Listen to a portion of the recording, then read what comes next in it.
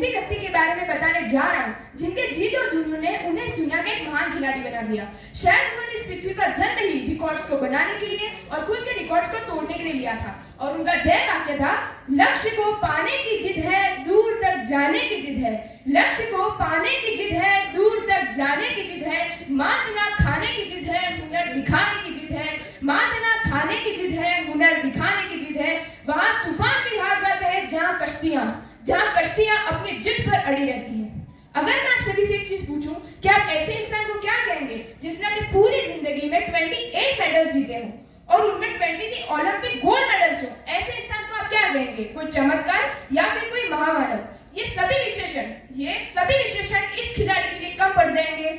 जी हाँ, मैं बात कर रहा हूँ ग्रेट फिशर, फ्लाइंग फिश के नाम से प्रसिद्ध माइकल फेल्प्स की, जिनका जन्म 30 जून 1985 को अमेरिका के बेल्टिमोर शहर में हुआ था।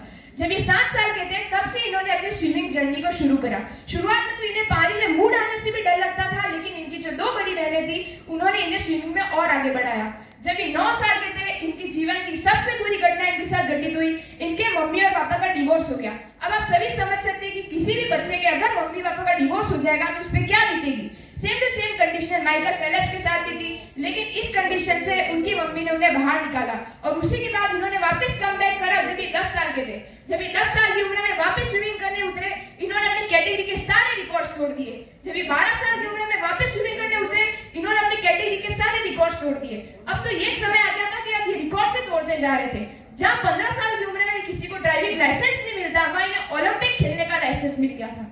हालांकि उसमें सफल नहीं हुए, लेकिन इन्होंने हार नहीं मानी। इन्होंने और मेहनत करके अब इन्होंने तैयार करी 2008 के बीजिंग ओलंपिक की, जो चाइना में ऑर्गेनाइज हो रहा था। दिन रात 12-12 घंटे रेगुलर प्रैक्टिस करते रहते और अगर हम जानते कि अगर हम किसी चीज में अपना 100% देते तो वो चीज हमें अवश्य प्राप्त होती है। बस इन्होंने ये प्रैक्टिस करने में लग गए। लेकिन 2008 के बीजिंग ओलंपिक के कुछ ही महीनों पहले इनका हाथ फ्रैक्चर हो गया। डॉक्टर ने इनको कहा कि अब तुम स्विमिंग नहीं कर सकते। लोगों ने भी कह दिया भाई जान है तो जहां है, लेकिन ये तो कहते कि नहीं, मैं तो स्विमिंग करूंगा। इन्होंने इतना ही नहीं कहा और इन्होंने ये भी कहा सारे लोगों को कि इस साल यानी कि 2008 के बीजिंग ओलंपिक में मैं माइकल फेल्प्स 8 गोल्ड मेडल्स लाऊंगा। यानी एक भी सिल्वर नहीं, एक भी ब्रोंज नहीं, ओनली गोल्ड। बस अब ये मेहनत करने में लग गए। जब ये वापस स्विमिंग करने उतरे, जब इनके हाथ भी सही हो गए, पैर भी सही हो गए, तब ये जब भी स्विमिंग करते ना आसपास कोई दिखता तक नहीं था, क्योंकि अब इनके पास पैरों की भी शक्ति थी और हाथों की भी शक्ति थी। अब टाइम आ गया है 2008 के बीजिंग ओलंपिक का।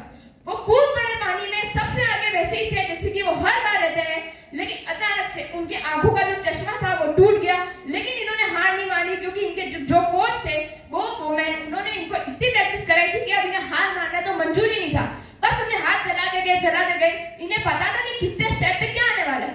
और आखिर में जब इन्होंने एंडिंग लाइन टच करी और अपनी धुंधला की आंखों से देखा WR यानी कि वर्ल्ड रिकॉर्ड, ये वही दिन था जिस दिन माइकल फेल्प्स ने 1 गोल्ड मेडल जीत के सबको ये बता दिया कि दुनिया में कोई भी चीज असंभव नहीं है। और मैं अपना ये जो स्टोरी है वो ऐड करना चाहता हूँ एक थॉट के साथ। जब तक ना सफल हो नींद चैन को त्यागो तुम, जब तक ना सफल हो नींद चैन को त्यागो तुम, संघर्ष का मैदान छोड़कर मत भागो तुम, संघर्ष का मैदान छोड़कर मत भागो तुम। बिना मेहनत किए जय जयकार नहीं होती, बिना मेहनत किए जय जयकार नहीं होती।